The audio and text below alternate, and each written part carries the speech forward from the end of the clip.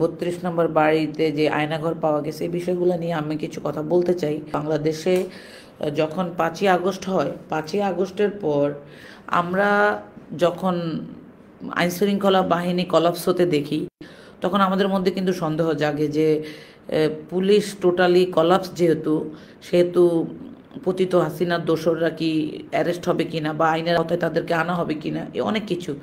তো একটা সময় যখন 5ই আগস্টের পরে একটা সরকার হয়, যেটাকে আমরা অন্তর্বর্তীকালীন সরকার বলছি, যে সরকারের যে বিভিন্ন উপদেষ্টারা আছে তাদের কাছে আমাদের এই 6 মাসের যে প্রত্যাশা ছিল সেটা ছিল যে পুলিশ প্রশাসনে যে সমস্ত দোষররা আছে তাদের একটা সঠিক আইনগত ব্যবস্থা নেওয়া হবে।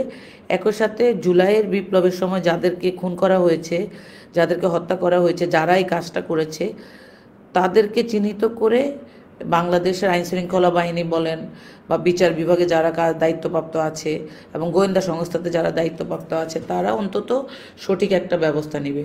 এখন গতকালকে যখন আমরা দেখলাম যে গাজীপুরে আপনার এই যে ছেলেদেরকে জাহাঙ্গীর কি যেন নাম, যে মেয়র জাহাঙ্গীর, সন্ত্রাসী জাহাঙ্গীর, যে জুট জাহাঙ্গীর, তার ছেলেপেলেরা আপনার যেভাবে আমাদের ছেলেদেরকে হত্যা করলো এবং সেটা দেখার পর আপনার কি যেন বলে মুজাম্মেল দর্শক, যে কিনা দর্শকের আসামি, তার উস্কানিতে তার বাড়িতে একটা পরিকল্পিতভাবে ভারতের গোয়েন্দার লোকজনদেরকে নিয়ে আমাদের ছেলেদেরকে রক্তাক্ত করা হয়। তো এই ঘটনার পর আমার স্বরাষ্ট্র মন্ত্রণালয়ে যারা দায়িত্বে আছে তাদেরকে আমার জিজ্ঞাসা যে আপনারা গত 5ই আগস্টের পর অস্ত্র উদ্ধার করেন নাই কেন, বা এতদিন, আজকে 6 মাস লাগে নাকি অস্ত্র উদ্ধার করতে, বা কালকে এরকম অনাকাঙ্ক্ষিত একটা ঘটনার পর আপনারা কেন মানে আপনাদের চোখের পর্দা খুলছে, আপনারা এতদিন কোথায় ছিলেন? আমরা যে বারবার আপনাদেরকে বলি অস্ত্র উদ্ধার করেন না কেন, অস্ত্র উদ্ধার করার কাজটা করছে না কেন, তো এই কথাটা বলার কারণ হচ্ছে 5ই আগস্টের পর থানাগুলা থেকে এই আওয়ামী সন্ত্রাসীরা বিভিন্নভাবে আপনার এই অস্ত্রগুলাকে সরায় এবং এই অস্ত্রগুলা দিয়েই এখন এই যে আমাদের ছাত্রদের উপর হামলা করা হচ্ছে। তো এখন আমি আরেকটা জিনিস বলি যে 2010 সালে যখন জাহাঙ্গীর গেইটে বেগম খালেদা জিয়াকে তার বৈধ বাড়ি থেকে বের করে দেওয়া হয় এবং সেই বৈধ বাড়ির কাগজপত্র পাওয়া যায় হচ্ছে শেখ হাসিনার চোদা সদনে, ঠিক আছে? তো ওখানে খালেদা জিয়ার বাসার থাল বাসনও চুরি করে ওইখানে রাখা হয় কেন? আমার কথা হচ্ছে যে বাংলাদেশে শেখ হাসিনা আজকে কাঁদতেছে, ভাষণ দিচ্ছে যে তার 32 নম্বরের বাসা যারা ভেঙে দিয়েছে তাদেরকে ধরে তাদেরকে উপযুক্ত ব্যবস্থা নেওয়া, এই নেওয়া সেই নেওয়া। তোর 32 নম্বর বাড়িতে পোলাপাইন ভাঙছে, বাংলাদেশের বিপ্লবী জনতা ভাঙছে, তারপরে কই তোমার ওই কুত্তালিক তো ছিঁড়তেও আসলো না। এবং সবচেয়ে বড় কথা হচ্ছে বিভিন্ন সময় আমাদেরকে যে অ্যারেস্ট করা হয়েছিল, আমাকে যে লাঞ্ছিত করা হয়েছিল শেখ হাসিনার পুলিশ বাহিনী দিয়ে, আমার মতো অনেক নারী নেত্রীদেরকে লাঞ্ছিত করা হয়েছিল। জাহাঙ্গীর গেটে আমাদের মেয়েদেরকে পিটায় আপনার কান দিয়ে রক্ত বের করে দিছিল, আমাদের উপরে বর্বরচিত হামলা করা হয়েছিল। তো এগুলো তো আমরা ভুলে যাই না, ঠিক না? তো আমি ডক্টর ইউনূস সরকার এবং আমাদের দেশের কি বলে এটাকে সেনাবাহিনীকে অনেক ধন্যবাদ জানাই যে শেখ হাসিনার উস্কানিমূলক বক্তৃতায় এবং সুশীলের কিছু ওর সুশীল দোসর, কিসের সুশীল এগুলা?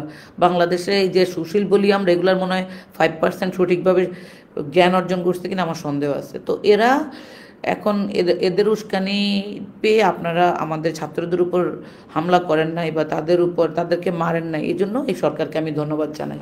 এখন আরেকটা জিনিস হচ্ছে যে কি বলে এটাকে, বাংলাদেশের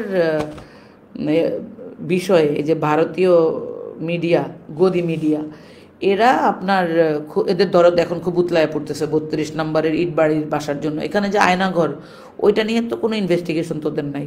ভদ্রলোকের বাসায় কি আয়নাঘর থাকে? শেখ হাসিনা বাংলাদেশের ছাত্রদেরকে হত্যা করে আয়নাঘরে রাখছে, তার বাড়ি 32 নম্বর ভাঙা হয়েছে। তোমাদের এত এত দুঃখ কষ্ট, তাহলে বাবরি মসজিদ যখন ভাঙে, গির্জা ভেঙে মেয়েদেরকে ধর্ষণ করা হয়, ওই জন্য তোমাদের দরদ উতলায় না? মানে বাংলাদেশের লোকজনকে বা পৃথিবীর লোকজনকে এখন পাগল পাইছো তোমরা এই সমস্ত ন্যারেটিভ তৈরি করবা আর আমাদের মানে দেশে পৃথিবীর মানুষ সেগুলো বিশ্বাস করবে। আরেকটা জিনিস হচ্ছে যে আমাদের কোন বড় কোন উপদেষ্টা তার যে কি শাশুড়ি লাগে শাওন, তারপরে আরেকটা হচ্ছে সাবা, এই দুইটা এগুলো 100% ভারতীয় গোয়েন্দা সংস্থার এজেন্ট হিসেবে মিডিয়া ব্যক্তির পরিচয়ে কাজ করে যাচ্ছে অনেক বছর ধরে, এগুলো আমাদের কাছে ইনফরমেশন আছে। কিন্তু এই দুইটারে ধরলো, আবার আত্মীয় ফোন করে এদেরকে ছুটায় নিয়ে গেল, ছাড়ায় নিয়ে গেল, এ ব্যাপারে আইনশৃঙ্খলা বাহিনী কোনো ব্যবস্থা নিল না। তো এটা এটা কোন ধরনের আইন? তারপরে আরেকটা জিনিস হচ্ছে গাজীপুরের যে যে মোল্লা নজরুল, আজকে তুমি কোথায় আছো বাবা? তোমার জানোয়ারগিরি তো বাংলাদেশের রামজনতা দেখছে। তারপরে মানে আমাদের গার্মেন্টস শ্রমিকদেরকে কিভাবে নির্যাতন নিপীড়ন করা হয়, আমাদের গার্মেন্টসের মেয়েদেরকে, আর মানে আল্লাহর কিন্তু বিচার আছে, আজকে সেটা আমরা দেখলাম। এটারে অ্যারেস্ট না শুধু খালি জেলখানায় ভরে দিলে হবে না, প্রতিদিন একবার করে ওরে আয়না ঘরে রাখতে হবে। আয়নাঘরে যে সমস্ত মানুষের উপর যে সব অত্যাচার করা হয়েছে, এই শেখ হাসিনার এই দোসর পুলিশগুলোর উপরে এই ধরনের কাজই করা উচিত। তারপরে আমি আমাদের বিএনপি নেতা সালাউদ্দিন ভাইকে অনেক ধন্যবাদ জানাই। আমাদের অন্যান্য নেতার চেয়ে দেরিতে হইলেও অন্তত একটা সত্য কথা বলছে, যে আওয়ামী লীগকে নিষিদ্ধ করতে হবে, এই কথাটা উনি বলছে। তো এটা আমি মনে করি প্রত্যেকটা রাজনৈতিক দলেরই বলা উচিত। কারণ হচ্ছে এই আওয়ামী লীগ, এই দোসর, এরা বাংলাদেশের মানুষের অস্তিত্ব গত 17 বছর ধ্বংস করেছে। অতএব এদেরকে বাংলাদেশের মাটিতে আমরা যে এখন পর্যন্ত এদেরকে সুন্দরভাবে বাঁচতে সহযোগিতা করতেছি, এটাই তো আমাদের দুর্ভাগ্য। এদেরকে আজকে যদি আমরা এদেরকে উপযুক্ত বিচারের আওতায় না আনি, তাহলে দেখা যাবে যে আরও অনেক ফেসিস্ট বাংলাদেশে জন্ম নিছে। তো এটা তো আমাদের বন্ধ করতে হবে। আরেকটা জিনিস আমি অ্যাড করি, এই যে শাহবাগী কিছু সাংবাদিক, এই যে আরও কিছু আছে বিদেশে বৈশা আপনার উস্কানিমূলক কথা বলে, দুই দোসরকে বাদ দিবে। ইনকিলাব মঞ্চের আমাদের মানে একটা ভাই হাদিকে সে শেখ হাসিনার সাথে তুলনা করছে। শেখ হাসিনার পতিত হাসিনাকে 5 তারিখের পরে ওর সব কিছু ঘুরায়া দেওয়া উচিত ছিল, ঠিক আছে? ওর বিরুদ্ধে যে সমস্ত মানুষ ইনকিলাব মঞ্চের ব্যানারে কাজ করছে, যে সমস্ত ছেলেরা বা বাংলাদেশের আম জনতা, আবার অনেক বিপ্লবী জনতা 32 নম্বর বাসায় গিয়ে অনেকে ডিজেল কেনার টাকা দিছে, অনেকে পানি কিনে দিছে, অনেকে আপনার বুলডোজার এনে দিছে। এটার জন্য তোমাদের কষ্ট লাগার কি আছে? এটার জন্য তো আমরা আনন্দিত। এখানে আয়নাঘরের সন্ধান পাইছে, এটাতে তোমাদের কি মানে তোমাদের পশ্চাতের কোন জায়গায় লাগছে এই বিষয়টা আমার আসলে জানতে ইচ্ছা করে। তারপরে আরও বিভিন্ন জায়গার মধ্যে যে কি বলে এটাকে, যে আমাদের বিভিন্ন বাংলাদেশের বিভিন্ন জায়গায় শেখ হাসিনার নামে এখনও সেনানিবাস আছে, এগুলা কেন থাকবে? তারপরে শেখ রাসেলের নামে যমুনায় আরেকটা সেনানিবাস আছে, স্কুল কলেজ আছে, এগুলা কেন? এগুলা এদের কিচ্ছু থাকবে না বাংলাদেশে, কিচ্ছু থাকা উচিত না। 32 নম্বর যেমন থাকে নাই, এরকম এই হাসিনার কিছুই বাংলাদেশে থাকা উচিত না। সাধারণ জনগণ হিসেবে আমি এটাই মনে করি এবং এটাই হওয়া উচিত। শেষমেশ শেখ হাসিনার একটা কথা বলি, তোমার কথায় বাংলাদেশের জনগণ আর নাচবে না, ঠিক আছে? তুমি ওই সোনাগাজীতে বৈশা বৈশা দেশের বিরুদ্ধে ষড়যন্ত্র করবা, ওইখান থেকে আবার উস্কানিমূলক কথা কইবা। এই উস্কানিমূলক কথা আর যদি কও, তাহলে তোমার ওই যে টঙ্গিপাড়ায় যেটা আছে ওইটারে বাংলাদেশের জনতা জয় বাংলা করে দিবে। এটা হচ্ছে রিয়ালিটি।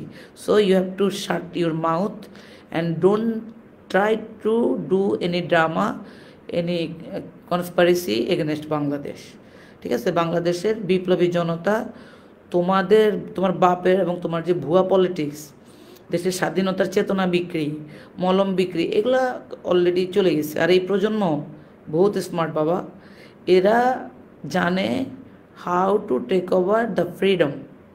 সো এদের সাথে প্লে করা কোনো রাজনৈতিক দলেরও লাভ নাই। আমি মনে করি প্রত্যেকটা রাজনৈতিক দলের উচিত এই সরকারের যা করা প্রয়োজন সেগুলোর জন্য আওয়াজটা তোলা, তামসা দেখার প্রয়োজন নাই। ঐক্যবদ্ধভাবে প্রত্যেকটা বিষয় নিয়ে ঐক্যবদ্ধভাবে সরকারের কাছে আওয়াজটা তুলতে হবে।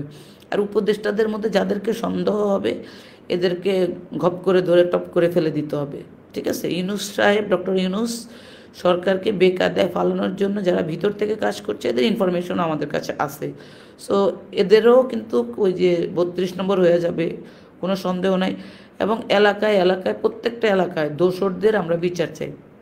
ধরেন আপনাদের এলাকাতে সাধারণ মানুষ ভোটাররা যারা আওয়ামী লীগ করতে, আমার পরিচিত অনেকে দেখি হাঁটে চলে, উই হ্যাভ নো প্রবলেম, তোমাদের প্রতি আমাদের কোনো ক্ষোভ নাই।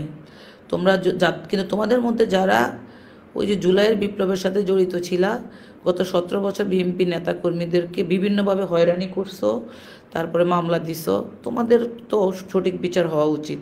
প্রত্যেকটা এলাকার সাধারণ জনগণ এই ব্যাপারে সতর্ক থাকবে, এটাই আমাদের প্রত্যাশা।